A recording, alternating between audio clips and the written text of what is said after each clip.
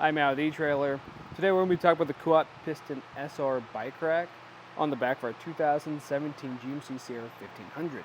Now this is going to be a great option for this truck because this rack is not going to interfere with your liftgate at all, and it can carry a lot of different styles of bikes. So let's check it out.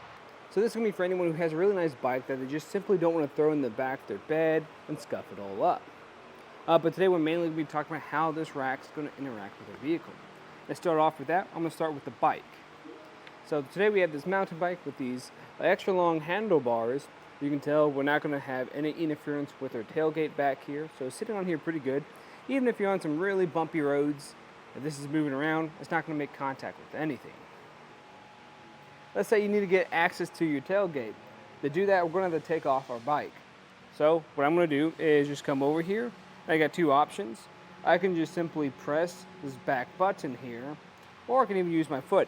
It might be a little bit high for your foot, but I do like that as an option. Makes it a little bit easier to work with. Same thing for this other side. Just make sure you grab hold of your bike so it doesn't fall over. And that's what I like about this is that since we're not making frame contact, we don't have to worry about if we have a carbon frame bike or a bike with a really nice paint job.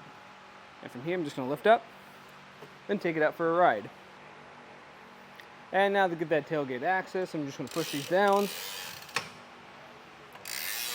And once you have it all the way down, you're going to have these additional hooks that keep it even lower.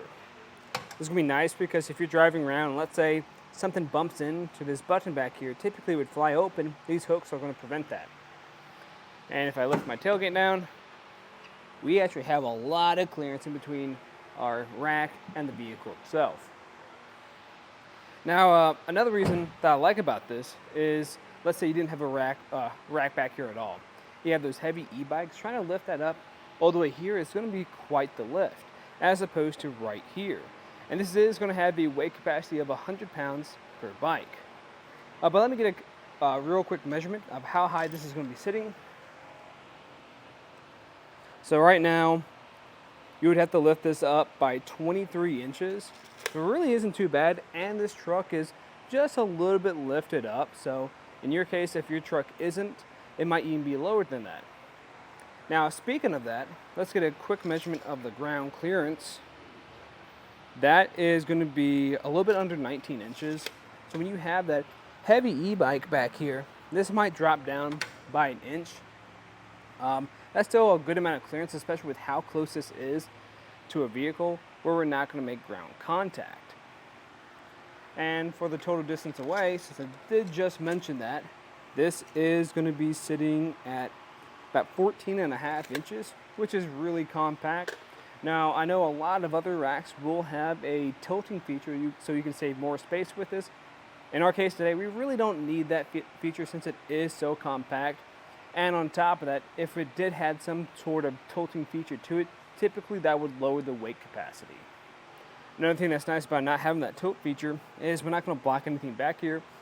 So our license plate, our backup camera, our taillights, and back window won't be obstructed. And the way it's going to install, we'll have a 2-inch shank that goes into your 2-inch hitch receiver, and that'll be held in place with a pin and a lock cord. And the very end of this, we're also going to have this spot here for your anti-rattle device, so you have an included Allen key that would tighten that up. Now, in my opinion, this is going to be a solid option for our GMC today. Now, something to think about is this is going to be a more premium style rack, and it's going to feel nice, and it's going to be really easy to use. But if you're looking for something a little more entry level, just to carry a bike back here, then I'd recommend the Benton Little Shift. That's going to be a much more affordable option, and it is still going to be really sturdy. On top of that, it is going to have a little spot for a step on it, so if you need to get into the back of your bed, you can do that from that step.